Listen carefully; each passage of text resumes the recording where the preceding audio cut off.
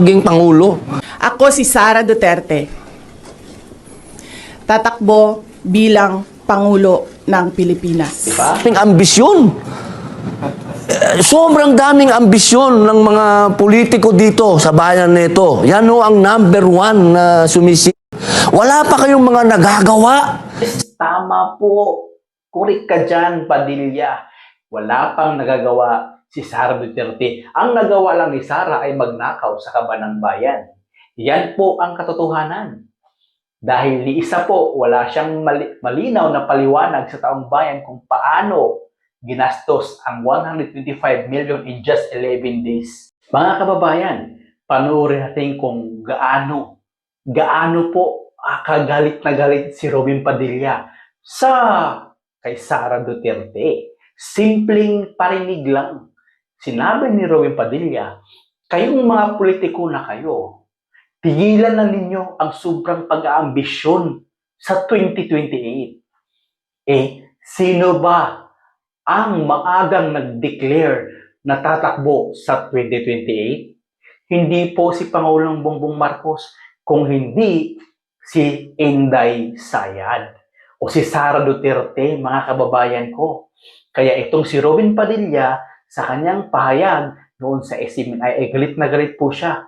Tila po ay bumabaliktad na itong si Padilla. Dahil ba, Padilla, ay hindi ka na pinapansin ng kapwa mo DDS? Panoorin natin ito, mga kababayan ko, kung gaano paringgan ni Robin Padilla si Sara Duterte na kanyang BP.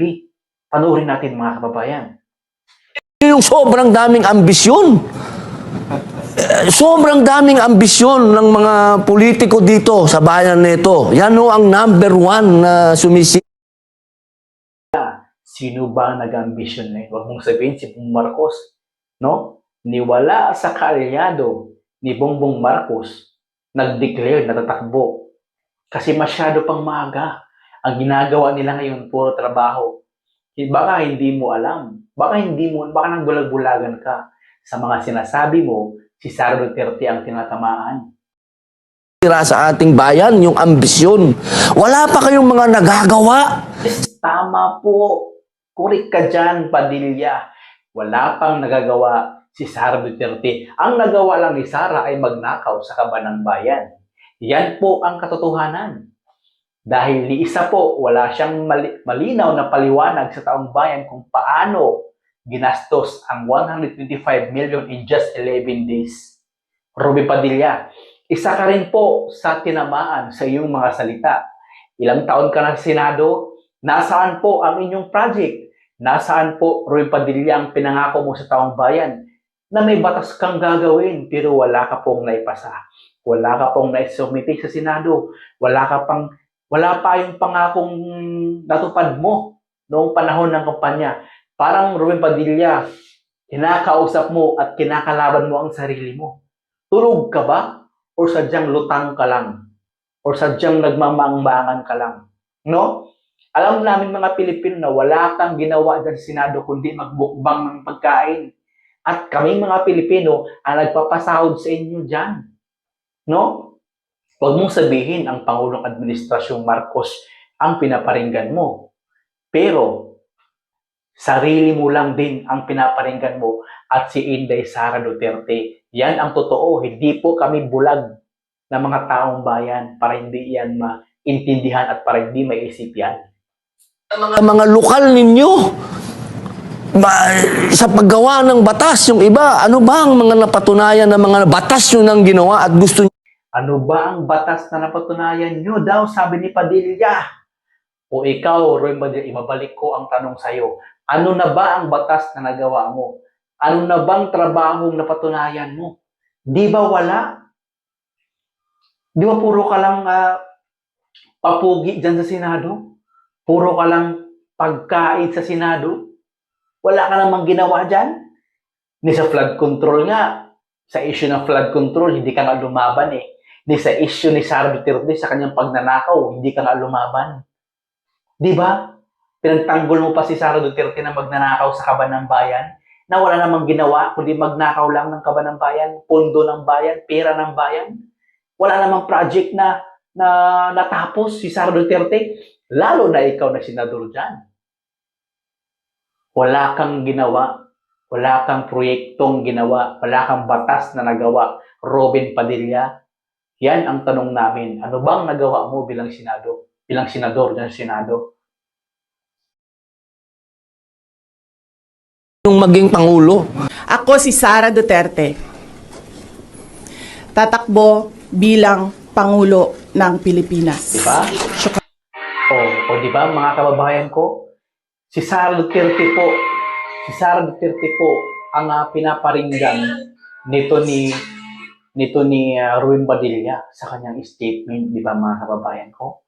So, lumalabas po na parang kinakalaban na ni Padilla ang sarili niyang VP or ang sarili niyang presidente sa 2028. Padilla naman, hindi kami bobo at hindi kami pinanganak kahapon para hindi mabalitaan at para hindi mag-research kung ano yung totoong nangyayari sa bansang Pilipinas. No? Kahit sabihin mo pa na hindi ka DDS, kahit i-deny mo pa na hindi ka DDS, hindi po bobo ang kabataan ngayon. Robin Padilla naman. Huwag mong sabihin na kay BBM, kay Pangulong Bongbong Marcos mo yan pinaparinig o sa kanyang kampo. Wala kaming nabalitaan, wala kaming narinig na ang kampo ni Pangulong Bongbong Marcos ay nagdeklara, no? Natatakbo ngayong 2028. Ang layo-layo pa.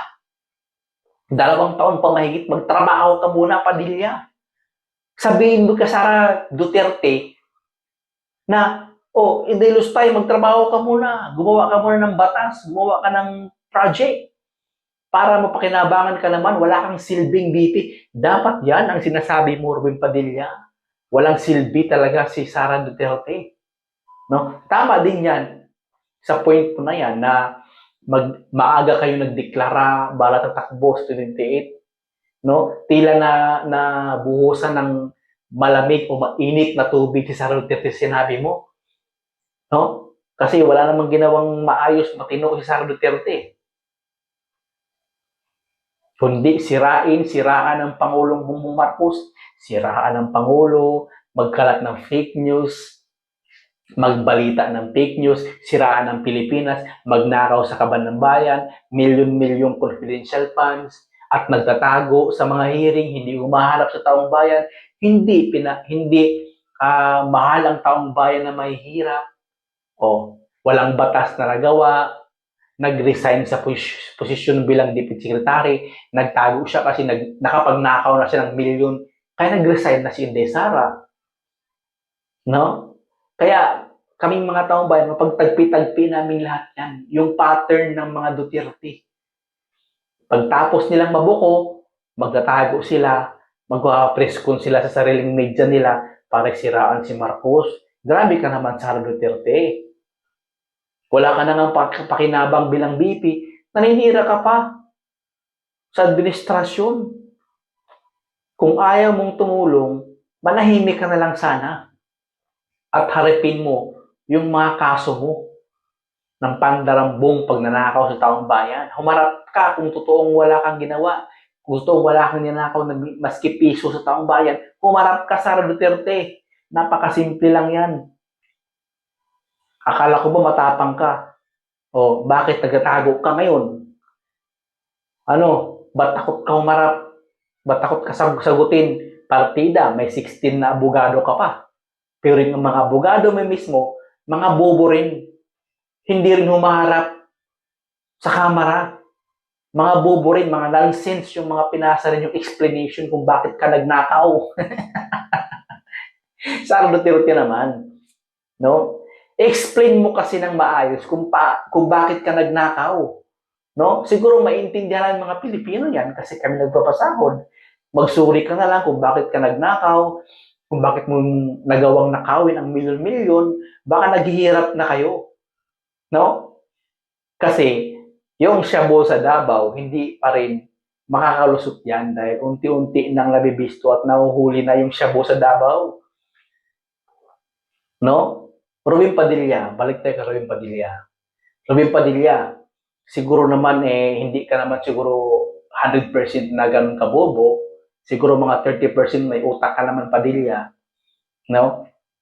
Gumawa ka rin ng batas para mapakinabangan naman namin yung pinapasahod namin sa iyo bilang Pilipinong taxpayer. No? Unfair naman sa amin na panay kain ka lang sa Senado, panay hut-hut ka lang ng sahod dyan sa Senado galing sa amin. Wala ka namang ginawa. No? Magtrabaho ka rin, Padilla. Wag yung ang kapal-kapal ng mukha nyo talaga, mga DDS kayo. Tumatanggap lang kayo ng sahod pero hindi kayo nagtatrabaho dyan. Yun lang mga kababayan ko. No?